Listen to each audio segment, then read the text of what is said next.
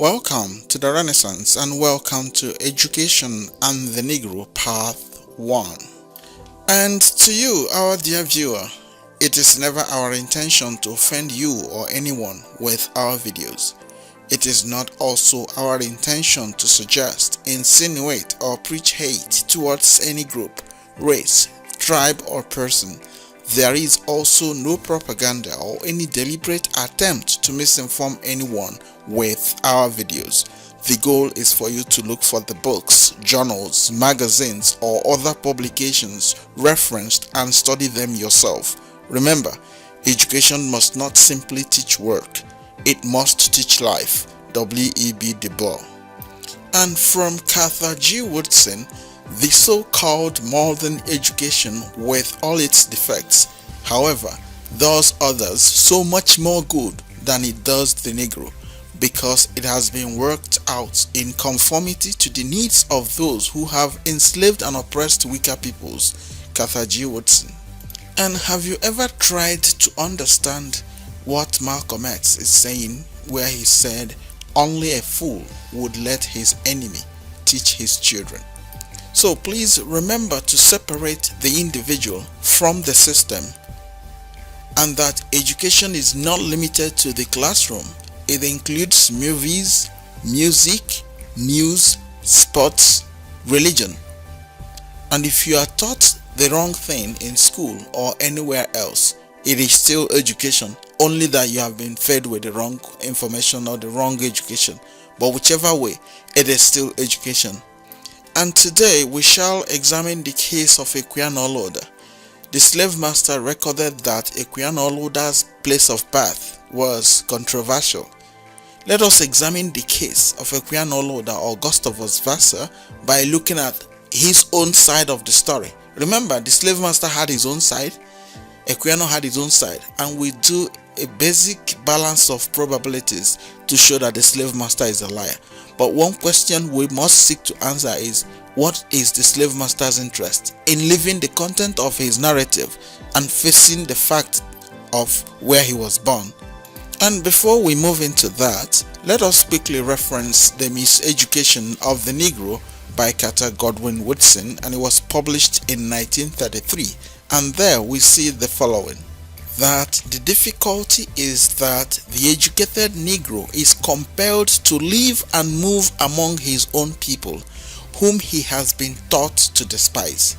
As a rule, therefore, the educated Negro prefers to buy his food from a white grocer because he has been taught that the Negro is not clean. It does not matter how often a Negro washes his hands, then he cannot clean them. And it does not matter how often a white man uses his hands, he cannot soil them. The educated Negro, moreover, is disinclined to take part in Negro business because he has been taught in economics that Negroes cannot operate in this particular sphere. The educated Negro gets less and less pleasure out of the Negro church, not on account of its primitiveness and increasing corruption, but because of his preference for the seats of righteousness controlled by his oppressor. This has been his education, and nothing else can be expected of him. So you can pause the video and read the entire thing yourself, but our interest is for you to see how Negro education works. So here we see something very close to the Hebrew Israelite doctrine of how it was the Almighty Creator of heaven and earth that ordained them for slavery based on an account and a story written by the slave masters. So here it tells us that the oppressor has the right to exploit, to handicap, and to kill the oppressed. Negroes, daily educated in the tenets of such a religion of the strong, have accepted the status of the weak as divinely ordained, and during the last 3 generations of their nominal freedom, they have done practically nothing to change it. So you see, the thing they are talking about today, it was the same story then, and we have records of where they wrote it themselves at that time, that they were being punished for the same reason you hear the Hebrew Israelites claim today. Meanwhile, we have to remind you that the Most High did not write any book.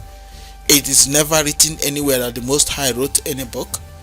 And even if you want to believe the Most High could have written any book, there is no way the Most High could have written the book about a group in a language they did not understand, in a way that they were not even allowed to read it at that time. But let us just move forward. And here we see that the educated Negroes have the attitude of contempt towards their own people, because in their own as well as in their mixed schools, Negroes are taught to admire the Hebrew, the Greek, the Latin, the Teuton, and to despise the African. Of the hundreds of Negro high schools recently examined by an expert in the United States Bureau of Education, only 18 offer a course taking up the history of the Negro. And in most of the Negro colleges and universities where the Negro is taught of, the race is studied only as a problem or dismissed as of little consequence. For example, an officer of a Negro university, thinking that an additional course on the Negro should be given there, called upon a Negro doctor of philosophy of the faculty to offer such work. He promptly informed the officer that he knew nothing about the Negro. He did not go to school to waste his time that way. So you see the problems we have today, they have always been there. So when you hear the so-called African Americans and the likes of the Calloway or Professor Gates claiming one thing or the other they have been paid to propagate, you should know that it has always been there. So if you reduce your ability to think, it's entirely up to you. But if you can take time, study the materials, look at how your ancestors were oppressed, it will give you a chance to emancipate yourself from the yoke of mental slavery. Let us also reference the education of the Negro prior to 1861, a history of the education of the colored people of the United States from the beginning of slavery to the Civil War by C.G. Woodson, Ph.D., Harvard, published 1915, and there we see the following: that it was this class of slaveholders that finally won the majority of Southerners to their way of thinking and determined that Negroes should be educated. Now remember, it was forbidden to educate the Negro at that time. Meanwhile, some people believe that a book written in a language they never knew, source they don't know, could have been them and written by the Almighty Creator of heaven and earth, which we know is impossible. Not just being a lie, but it's impossible. So now we go further, we see where it says, the history of the education of the antebellum Negroes therefore falls into two periods. The first extends from the time of the introduction of slavery to the climax of the insurrectionary movement about 1835, when the majority of the people in this country answered in the affirmative the question whether or not it was prudent to educate their slaves. Then followed the second period, when the Industrial Revolution changed slavery from a patriarchal to an economic institution, and when intelligent Negroes, encouraged by abolitionists, made so many attempts to organize servile insurrections that the pendulum began to swing the other way. So you see what we're talking about. And further, we see where it says, later, when measures were passed to prohibit the education of slaves, some masters, always a law unto themselves, continued to teach their Negroes in defiance of the hostile legislation. Sympathetic persons were not able to accomplish much because they were usually reformers who not only did not own slaves but dwelt in practically free settlements far from the plantations on which the bondmen lived. So you see the situation at that time. So here again we see, put to shame by this noble example of the Catholics, the English colonists had to find a way to overcome the objections of those who, granting that the enlightenment of the slaves might not lead to servile insurrection, nevertheless feared that their conversion might work manumission. So you see how it was and how difficult it was at that time. Their interest in educating the Negroes were actually to convert them to their religion. So you see how encompassing the education is, and that should give you an idea of why the Negroes are the way they are today. And that should also give you the idea why they want to obliterate the Negro identity. That's why you see them calling African and using the likes of Professor Gates or then Calloway to look for a way to make sure that they water down that identity, and then of course over time the entire race will disappear as if they never existed. Here we see that many of these connections justified slavery as established by the president of the Hebrews, but they felt that persons held to service should be instructed as were the servants of the household of Abraham.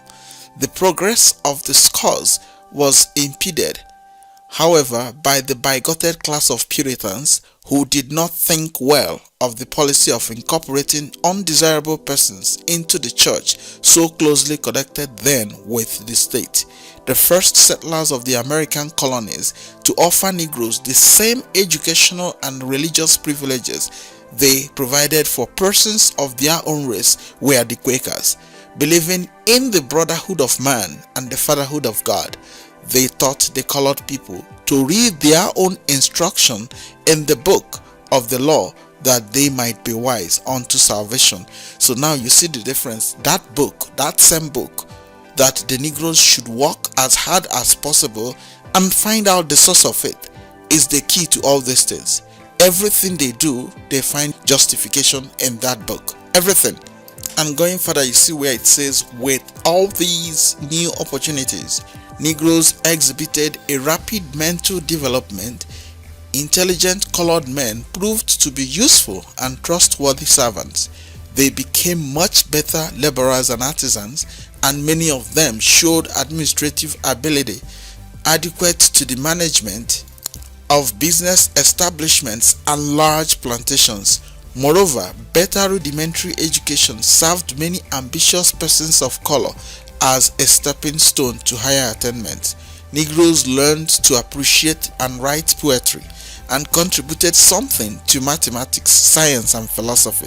Furthermore, having disproved the theories of their mental inferiority, some of the race, in conformity with the suggestion of cutting matter, were employed to teach white children. So you see the thing. These are from people that were classified as animals to people who were now excelling in different places. Now remember, do not ever believe that the slave master introduced the Negroes to learning.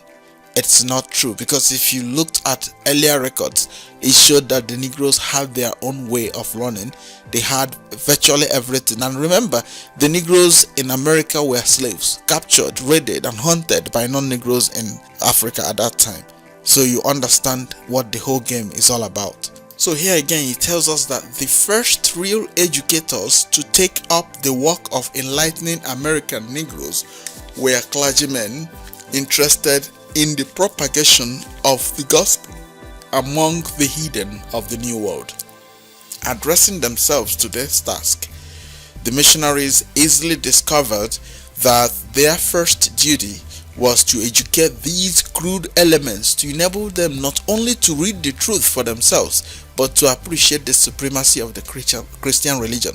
Now remember, this was the same thing they did in sub-Saharan Africa, where they came and freed them from the Mohammedans who were the captors. Because what happened with the slave trade was, it was the Mohammedans capturing the Negroes and selling to the Christians and other Mohammedans. Now you notice how it said here, to enable them read the truth themselves. But if you check all Christian doctrines and all Mohammedan doctrines, there is none that is coming from the Negroes. It's still coming from the owners of the religions. That should tell you exactly what the game is. Now that we have some background of what education can be or cannot be, let us reference the interesting narrative of the life of Olodequano, or Gustavus Vassa, the African, written by himself, and this is the 9th edition, and it was published in 1794. And there we see the following: that an invidious falsehood having appeared in the oracle of the 25th and the star of the 27th of April 1792, with a view to hurt my character and to discredit and prevent the sale of my narrative, asserting that I was born in the Danish island of Santa Cruz in the West Indies, it is necessary that in this edition I should take notice thereof, and it is only needful for me to appeal to those numerous and respectable persons of character who knew me when I first arrived in England and could speak no language but that of Africa. Under this appeal, I now offer this edition of my narrative to the candid reader and to the friends of humanity, hoping it may still be the means in its measure of showing the enormous cruelties practiced on my feeble brethren and strengthening the generous emulation now prevailing in this country to put a speedy end to a traffic both cruel and unjust. Edinburgh, June 1792. So please remember that Equiano was not the first Negro to write a book.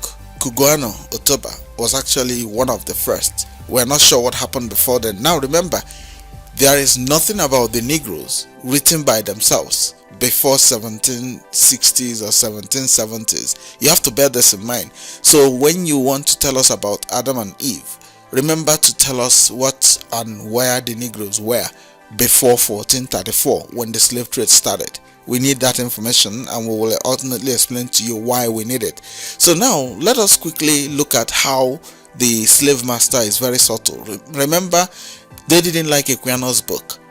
So let us reference Equiano's travels, his autobiography, the interesting narrative of the life followed Equiano, abridged and edited by Paul Edwards. This was in 1967. Now remember, this is someone, a slave master or an European, trying to reproduce what Equiano was saying. But then, there lies the subtle way the slave master uses to demonize the Negro. Remember, the Negro goes to school from beginning to end, learning that he is inferior. Whether you want to believe it or not is a different thing. We shall ultimately show you. He learns nothing about his race, nothing at all. Whether in sub-Saharan Africa, in Europe, in Asia, in the whole world over. That's what the Negro goes to school to learn. He learns nothing about himself. So here, the author tells us that it was published in 1789, but it's not the first work written by an African in English. The poems of Phyllis Whitley appeared in 1773. Ignatius Sancho's collected letters in 1782. And Otoba Kuguano's thoughts and sentiments on the evil and wicked traffic of slavery in 1787. But Equiano's book is of more lasting interest than any of these. Now remember, because Equiano's book touched on something that contradicted the slave master's message and demonization of Africa, that's why it became a sticking and a sore point. That is why they were determined to make sure that they debunk it as much as they can. Then you notice that the less intelligent Negroid and Hamitic groups in Africa join them to make sure that there is nothing like Equiano or his narrative if it can be made a lie. If you doubt what we're saying, if you wake up and try to suggest to any African that these people were like this, or the Hebrew Israelites claiming they were the chosen people, if you make or put up such a claim, you will notice that all the other African groups will rise against you. But if you say you and them are chosen, they agree with it. But the moment you say, oh no, this is the only group, they now become, of course, they start fighting you. But then another interesting thing is that even though they are the ones fighting you, they forget that when they say you are one with them, they are still the same ones used by the slave masters to murder you.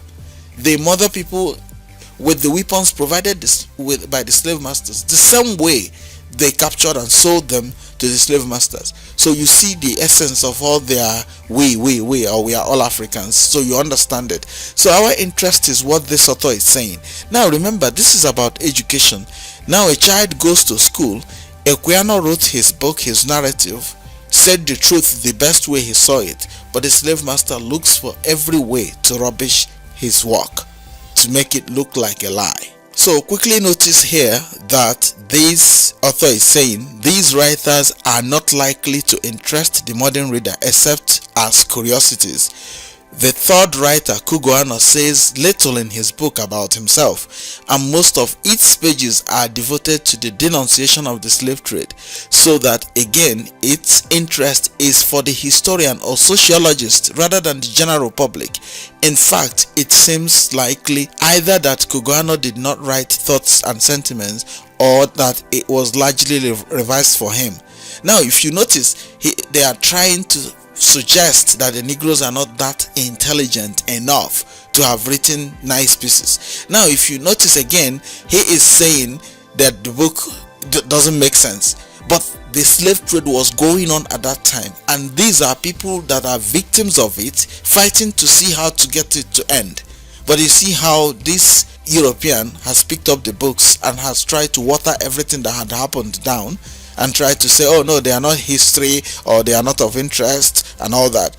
Now, if you don't pay very close attention to details, you won't understand what they are trying to achieve. One of the questions you should be able to start asking yourself is, why did they jump out from nowhere to now allege that the Equiano was not born in Africa? That's one question you should ask. Because of the book, that's the only reason.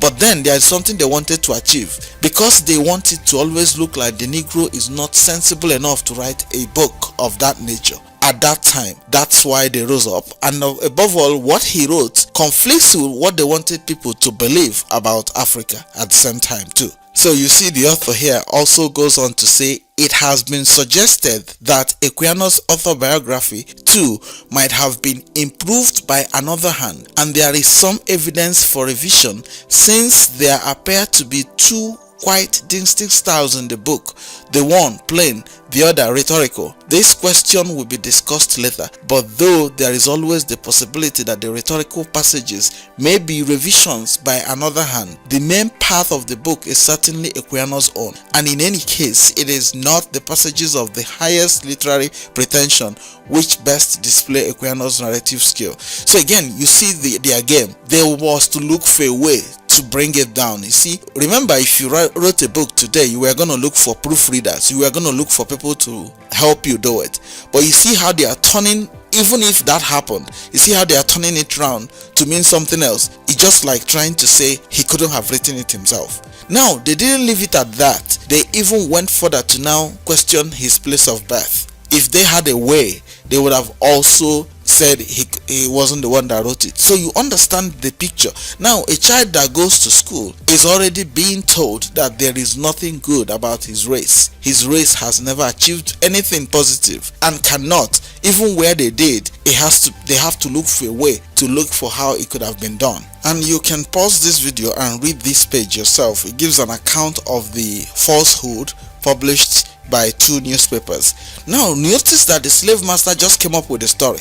The editor apologized, never said where he got it from, which is the same thing they still do today, which we can show you some of the ways they have done it today. If you want to understand it, follow the BBC and the British media. You will see how they play the same game till today, exactly by looking at places like Ambazonia and Biafra. That is where you see their key propaganda techniques coming to life. We shall ultimately get to a point where we will be picking up BBC stories, their documentaries, and debunk them. That's the best and little way we can, knowing that they are lies. It's easier when you know the truth to debunk any lie, so that people will understand it for what they are. They are designed to continue to demonize the Negro. Remember, if you doubt what we're saying, the British rules Nigeria through the Fulanis. This is documented, which we can show you if you have not seen it already, in Tropical Dependency by Flora Shaw. So now what they do is, because they are ruling through them, one of the things they do is miseducation and misinformation. The curriculum is drawn by them. Everything is drawn by them, because the Hamitic groups and the Negroid groups are not very intelligent. They don't have any understanding of what development is all about. So all the slave master needed to do is to hide behind them and be throwing the punches. So while you are looking at them as the culprits, the slave master is the one behind them, solidly providing them with both the propaganda and the weapons with which they cause their damage. So, but let us just move forward, at least now that we have an idea of how they change the narratives of anything. You see that this author is trying to tell us that the book wasn't written by Equiano, and Otoba couldn't have written his own either. So you see, the two books that are very popularly known as one of the best works of Negroes are being dismissed. Over time, you will discover that they will no longer be even mentioned at all. So the next generation will never hear about them. Let us reference Igbo, Country, Nation, and Gustavus Vasa's interesting narrative by Bird A, and it was published in 2006. Now we see how they will leverage on the lies of the past to shape the future, so you understand their game. So the author begins by telling us that once again the natal origins of Gustavus Vasa the African are a matter for debate. In the early 1790s, short pieces in two British papers questioned whether the author of the interesting narrative of Equiano was indeed, as he claimed in his memo, a native of Africa. The articles in question, unburdened by evidence, asserted that Vasa had been born in the Danish West Indies. Vasa considered the charge a scurrilous one and quickly mobilized friends and allies to quash it. Now remember, this author has carefully avoided the fact that he wrote them through a lawyer, and they apologized and said it wasn't or didn't originate from them. Note this very well.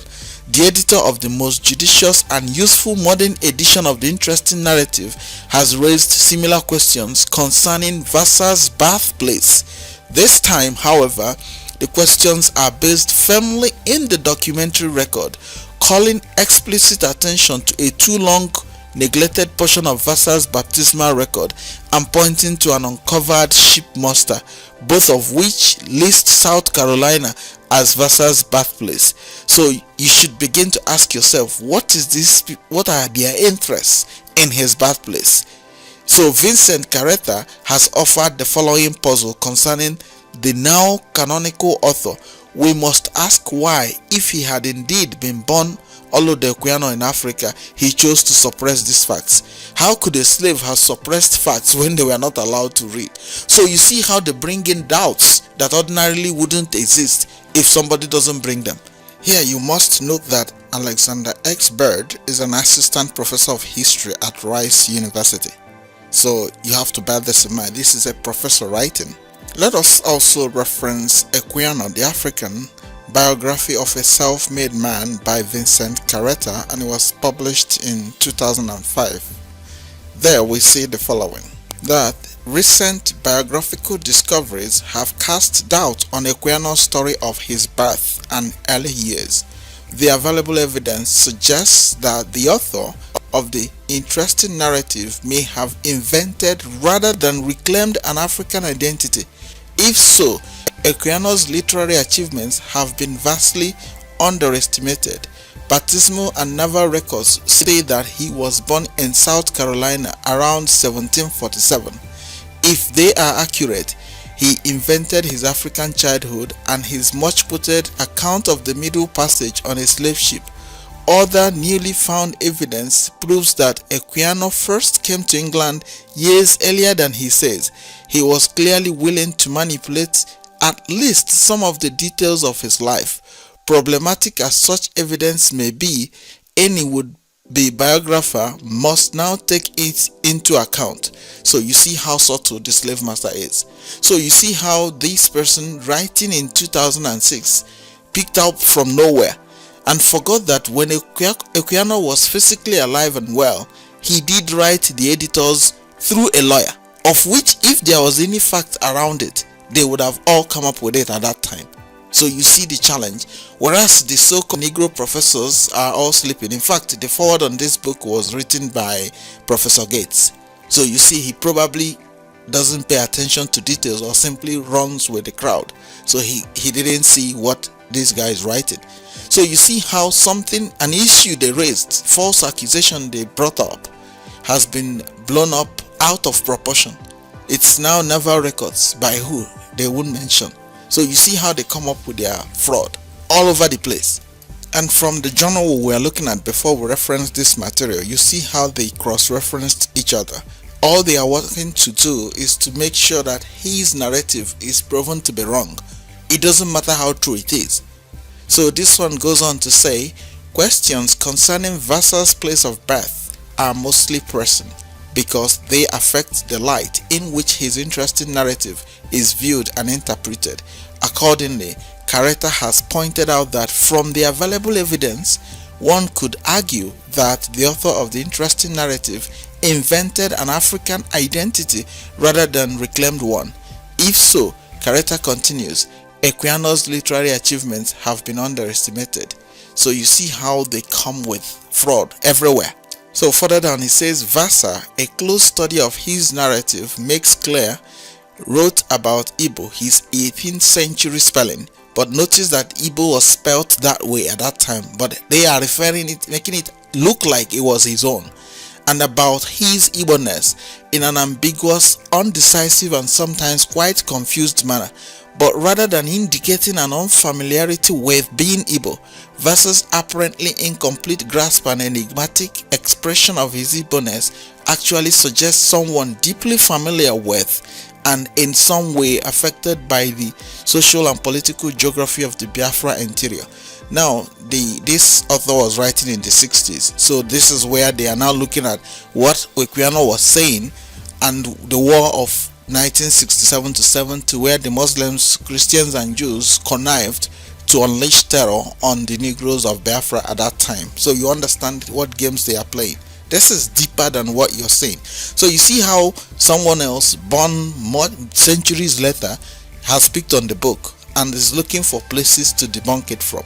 Whereas at the time Equiano was alive, he wrote them through a lawyer and they denied knowing the source of the story.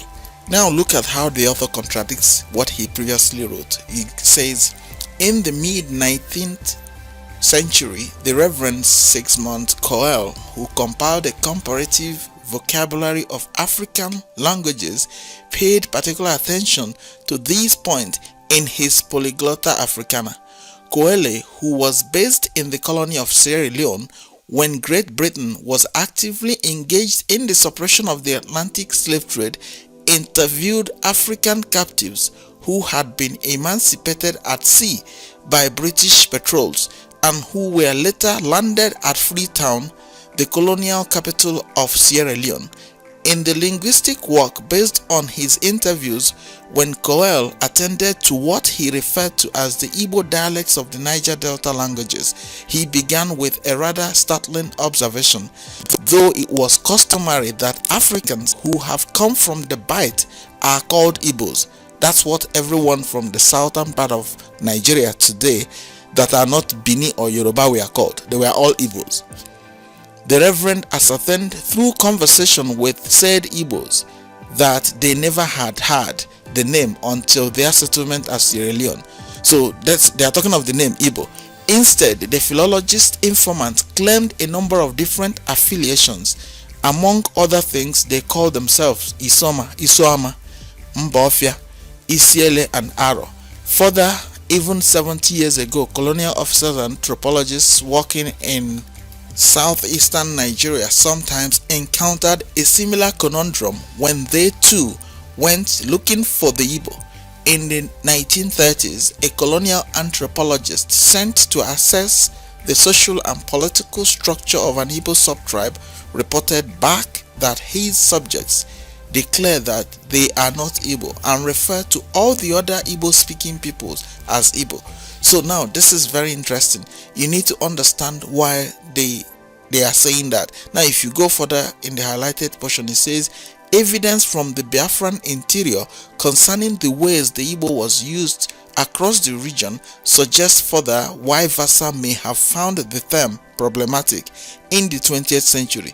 Though there were few, if any, communities who styled themselves Igbo, the rather antagonistic eaters of Igbo prevailed as a name taken by age-set organizations throughout the region.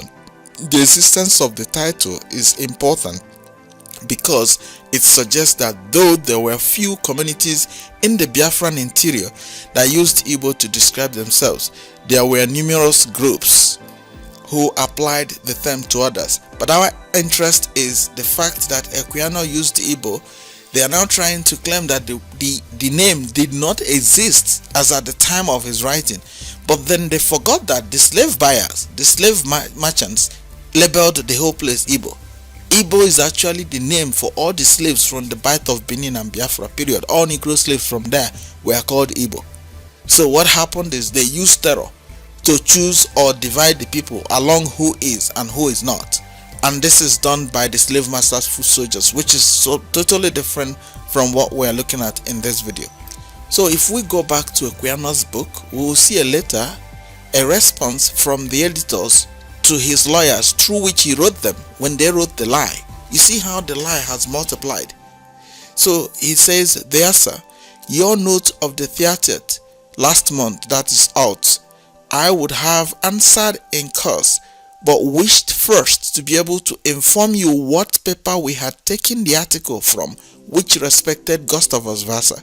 By this day's post, have sent you a copy of the Oracle of Wednesday, the 25th. In the last column of the 3rd page, you will find the article from which we inserted the one in the star of the 27th in last month. So if it be erroneous, you will see it had not its origin with us." You see how a people that started the whole nonsense are saying if it's erroneous, they can see that it didn't start with them. Now remember, the reason they were able to run away from the legal actions is because Negroes at that time had no right technically to get judgment, which is the same thing you see today. You can see it in Nigeria as well. People may not know, but if you're a Negro and you go to court, the system is engineered to make sure that you don't win, whether you like it or not. If you doubt what we're saying, you can investigate the case of Biafra, IPOB, and the army. You will see that the army is a law unto itself. The court cannot try them. They are above the law, because that was the slave raiding terror group. It was just renamed and given uniforms. So that's the same game playing out here. It says, "As to GV, which is Gustavus Vassa, I know nothing about him." So now this is the same person that published that he wasn't born in Africa. Now he's saying, "This is where I saw it." Then he knows nothing about it. That's because the slave master understands propaganda and lies. Now you see how they are bringing it up centuries later to further discredit him. Now you see, the burden of proof should have been on those that are claiming otherwise, while the guy made an attempt to correct any other doubts they may have. They had nothing to say. But you see, generations down the line, that's what they call unity of purpose. They understand lying more than anything. That's the slave masters. Now when a child goes to school, the only book in history written by supposedly a Negro at that time, all they have to say about it is how he lied. Whereas the guy did not lie, and he made every effort to bring them at that time to say, "Where is your doubt? Let me clarify it." They didn't. So he goes further to say, "After examining the paragraph in the oracle which immediately follows the one in question, I am inclined to believe," this is the people that published it or that are writing, "that the one respecting GV, that's Gustavus Vassa, may have been fabricated by some of the advocates for continuing the slave trade, for the purpose of weakening the force of the evidence brought against that trade. For I believe if they could, they would stifle the evidence altogether. Having sent you the oracle, we have sent all that we can say about the business. I am, there, sir, your most humble servant, Alex Tillock, Star Office, 5th May 1792. So this is a reply to Equiano's letter to them through a lawyer. If you notice, they wrote the lawyer. That's the lawyer's office that they are writing to. So you see the thing, but these other people are not even mentioning the lawyers at all. They instead said he called his friends to debunk it. So you see how the game works. You have to pay very close attention to details, read between the lines to understand and understudy the game of the slave master. They do it all the time. So here again we see that Equiano did his best to record, at least put the letters down in writing for posterity, but unfortunately the Negroes do not read. So here it says, "Letter from the Reverend Dr. J. Baker of Mayfair Chapel, London, to Mr. Gustavus Vassa at David Dales Esquire, Glasgow." Those are his lawyers, the David Dales Esquire, Glasgow. "Dear sir, I went after Mr. Milan, the printer of the Oracle, but he was not at home. I understood that an apology would be made to you, and I desired it might be a proper one, such as would give fair satisfaction and take off any disadvantageous impressions which the paragraph alluded to may have made. That's the paragraph of saying he was not born in Africa. Whether the matter will bear an action or not, I do not know, and have not inquired whether you can punish by law, because I think it is not worthwhile to go to the expense of a lawsuit, especially if a proper apology is made. For can any man that reads your narrative believe that you are not a native of Africa? I see therefore no good reason for not printing a 5th edition on account of a scandalous paragraph in a newspaper. I remain, dear sir, your sincere friend, J. Vicker, Governor Street, May 14, 1792. So now you see that Gustavus Vassa did his best to keep these records, but instead the Negroes do not read it. They will rather read what the slave master is saying.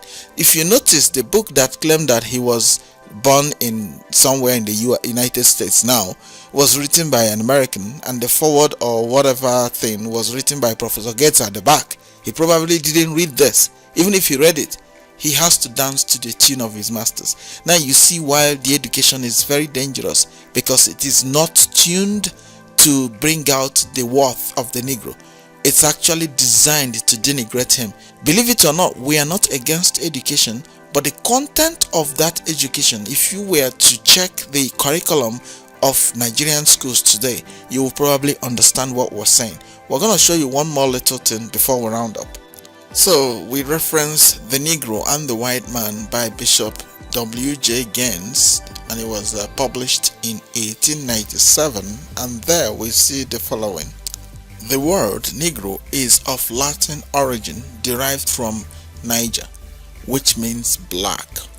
It is applied to the races of the African continent and to their descendants in the Old and New World. So go and find out what Old and New Worlds are. The Egyptians, Berbers, Abyssinians, and Nubians of northern Africa are not classed as the Negro, though there is a strong admixture of Negro blood in most of these. The term Negro is not a national appellation, but is applied generally to about 1/2 of the population of Africa, including the most fertile portion of that continent.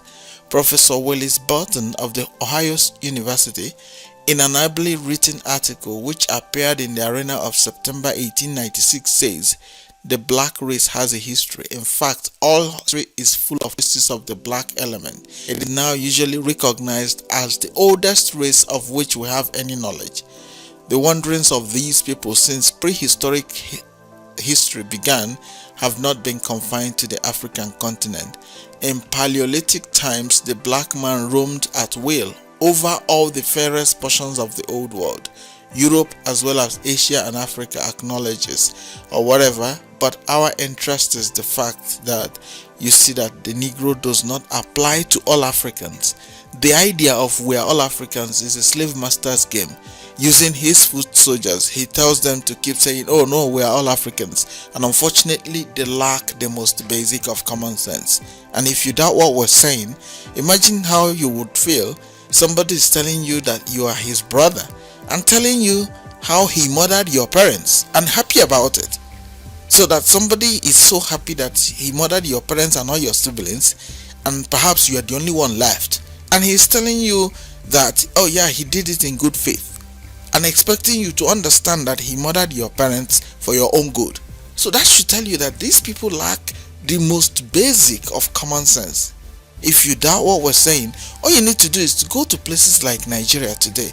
Go to southern Kaduna, go to the Middle Belt, go to Ambazonia, go to Biafra, and ask yourself, how can people who claim to be your brothers be taking weapons from the slave masters and murdering your own siblings in their numbers? And history and records show that they are not the same people, and the slave master leverages on that, hides behind them to perpetuate his evils. So we round up by looking at just one page from this book as well. So we see where it tells us that the ruling tribes are called Hamites, The sunburnt family, according to Dr. Winchell, of Negritic origin, says Canon Rawlinson. But back of these ruling Hamites were a light-headed people, gay, good-natured, pleasant, supportive, witty, droll, amorous. Such are the descriptive terms used in telling the story of these primitive tribes, who Dr. Taylor says lived peaceably in those regions for 2,000 years before the advent of the Asiatic invaders. And here we come to the end of this edition of the Negro and Education Part 1. We thank you very much for listening, and we do hope you will find time to conduct your own research, or at least look for the materials referenced and study them yourself. Thank you very much once again for listening. Peace.